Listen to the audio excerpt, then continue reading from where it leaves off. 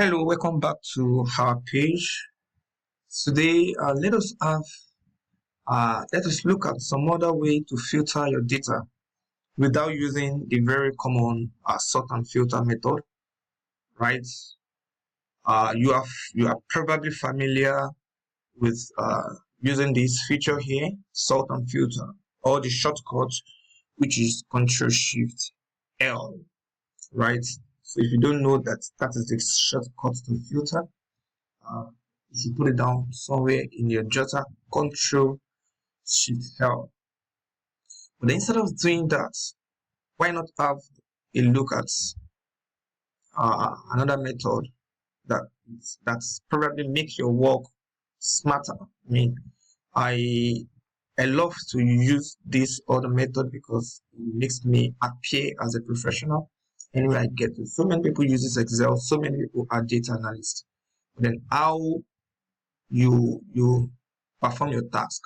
I mean, your workflow, makes you stand out over the other people, right? So um, I'm going to introduce us to using the slicer to filter, right? Before now, you are familiar with coming here to say filter, and you choose the filter, and this stuff comes out. Then you continue to work. Then I don't want to use that. I let it go, and I would prefer to say, okay, uh, select any of the cells, any, you know, any of the cell on your Excel, and go to page layout, right? Page layout, sorry, insert rather. Go to insert, and then under the group called filter, you will see um, slicer, the function called slicer on it, right? Click slicer, and it brings you a slicer table, right? Asking you to check the columns that you want to put this function on slicer. I'm going to check department, and let's say I want to filter department and manager. I say okay. I have it with me in the two-way, right? To make better, I always advise that you come increase the column. How many are the 1, 2, 3, 4, 5? Increase the column to 5 columns. 1, 2, 3, 4, 5. Right? You can see, and then make it smaller. I'm just trying to appear, better than so many other people. Right? Come to the other filter, increase also, I think it's also 5, and then do this, right?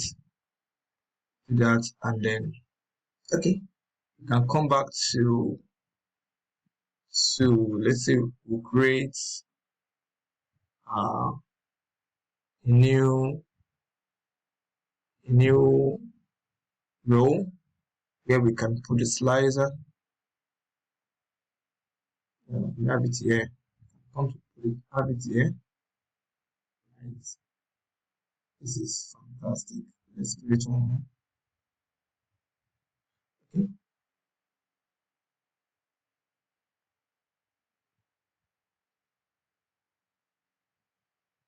Let's create one more. Yes. So let's have it here and pull it down. Bring this also. Right. All right.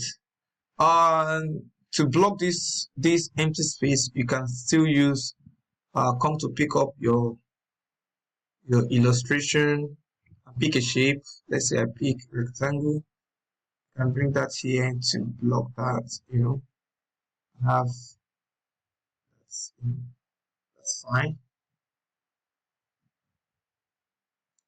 Yeah. So Look at how I have used my slicer, you know, to perform sort and filter.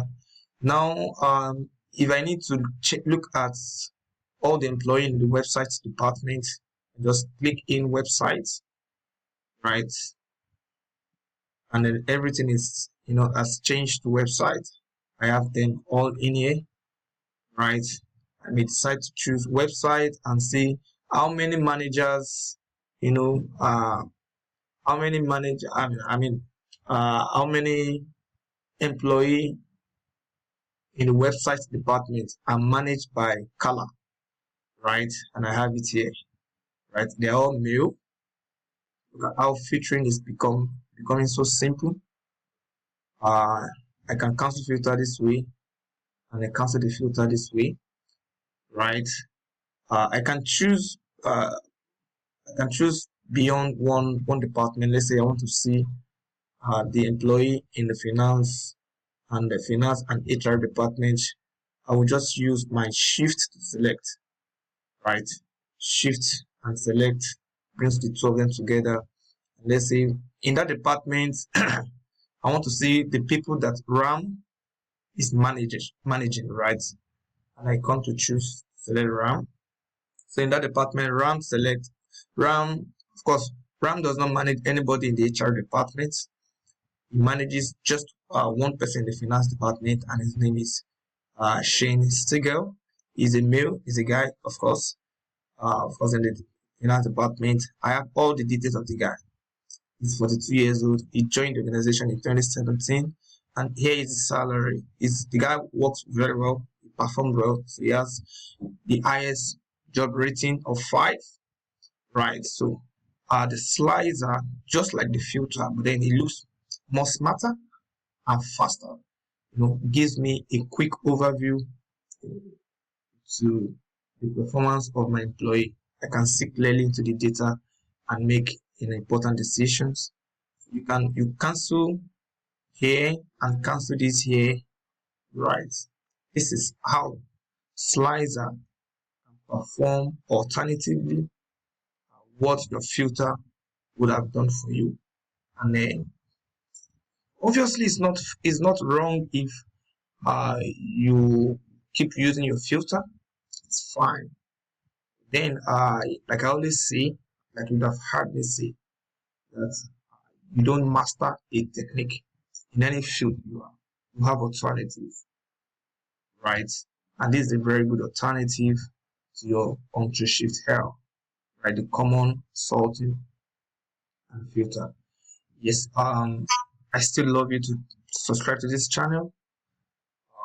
This is a very good addition to you. Yeah, and I know you want to invite more person to learn this. Please subscribe this channel and follow us anywhere we go. Keep following us, right? We keep to our promise to make you a professional data analyst by staying on this channel. Thank you.